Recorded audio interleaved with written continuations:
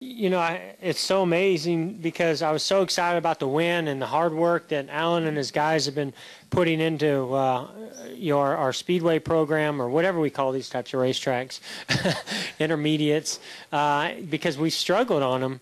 And I was just so excited to be able to get that win and see what we've been working on, the talk we had in our team meeting prior to today's race about just putting it all together. We've had fast race cars at times, and then the strategy didn't fall our way, or the cautions didn't fall our way, or we didn't have the fast race. And so today, to see it all come together, to have a fast race car, great pit stops, calling the race right, good restarts.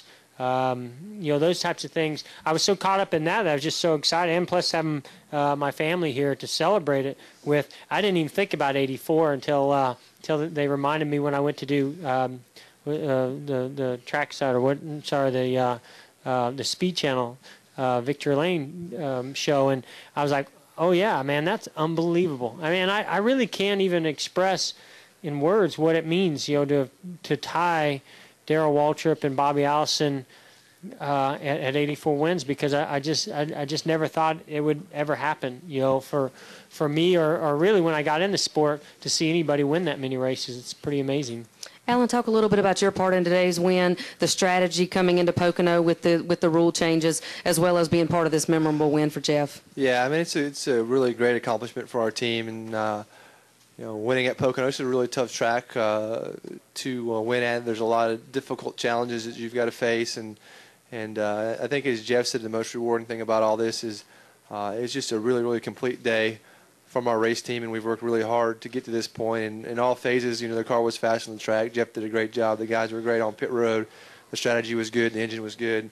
The strategy we employed on the transmission worked out great. So everything top to bottom was a very, very complete day. And I think that's what won the race for us. We weren't necessarily the fastest car every run, but I think we were the most consistent and solid and complete race team at the racetrack today. And that's real rewarding for me, and super, super, super happy for the guys, because we've worked them hard, real hard, and they deserve this payoff. Okay, we'll open it up for questions here in the Media Center. Please raise your hand. We'll get a wireless mic to you. As always, please state your name and affiliation. We'll start over here with Mike, then we'll go to David.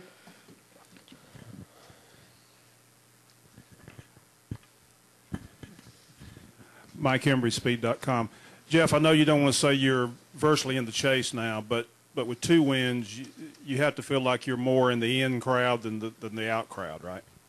Well, they take 2, right, with the wins. So, I mean, looking at that certainly helps us. But there's too many good guys, to me, inside the top 20 in points that can win a couple races here. Hamlin, Biffle, and I don't know, several others. So I don't know who's in the top 10 right now after the points, how they shook out today, but and who's not. But our focus has to be the same thing all the time, and that's just trying to win races. And if you can't win the race, get the absolute best finish you can to try to lock ourselves in. But I'm just more excited about the momentum that's coming for us, and getting into that stride at this point in the season. I mean, just the conversations that Alan and I have had prior to the season, as the season, has unfolded here, and starting to see those conversations, come to fruition. And I'm just excited about that, because the things that we've talked about and believe in with one another are starting to come true. And so, and you definitely question that at times. You're like, okay, are we just being cheerleaders here, to try to keep ourselves from getting down, or are we really serious about it? And days like today show how serious we are about those things. And I think this point in the season, to get our program turned around as quickly as we have, because of the effort that Alan and his group of guys, those engineers, have done to get us better on these types of racetracks, the timing couldn't be better. And hopefully we can keep that going. Okay, David, do you have the next question? Yeah, Jeff. David Newton, ESPN.com. Obviously, the numbers you're tied with now are one's in the Hall of Fame, one probably will go in the Hall of Fame this week. You're probably going to the Hall of Fame whenever you decide to retire. But people forget that you're a solid racer now. Do you ever feel that they're overlooking you for the Jimmy Johnsons, the Kyle Bushes, and those type of guys, and they forget that you're a 4-time champion that still has something to prove out there? Well, I mean, I don't know if it's about forgetting. It's you got to go out there and show it. You know, to me, the people that the media talk about and the fans, look at, and the garage area looks at the threat to win are the people that are doing it on a consistent basis. And when we were doing that, people looked at us, and they were scared of us, and they thought, don't ever count them out. And truthfully, we me and the 24 car, because I look at Alan's group as a little bit different because it's new, even though it's still a 24. We just have not put the numbers together, so I don't expect anybody to look at us as a real threat.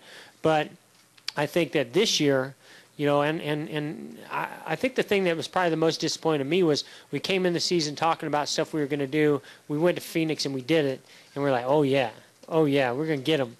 And then it kind of fell off the cliff for us, and then at that point it was not about how people looked at us. It was we got to get it together ourselves. And days like today, to me, give us that confidence and momentum, and show the competition that they might need to start worrying about us again. But we got to do that consistently to show that. That's why people fear the 48. That's why people fear Carl and the guys that have run up front, because they're doing it week in and week out. Okay, we'll take a question back here from David. We'll come up. We got questions all the way up this side. David Caravella, NASCAR.com. Alan, a lot of guys had mechanical issues today. Can you speak to how punishing this place is on equipment under normal circumstances with the race distance and the long straightaways, and sort of how the gear, the shifting changes sort of maybe exacerbated all that?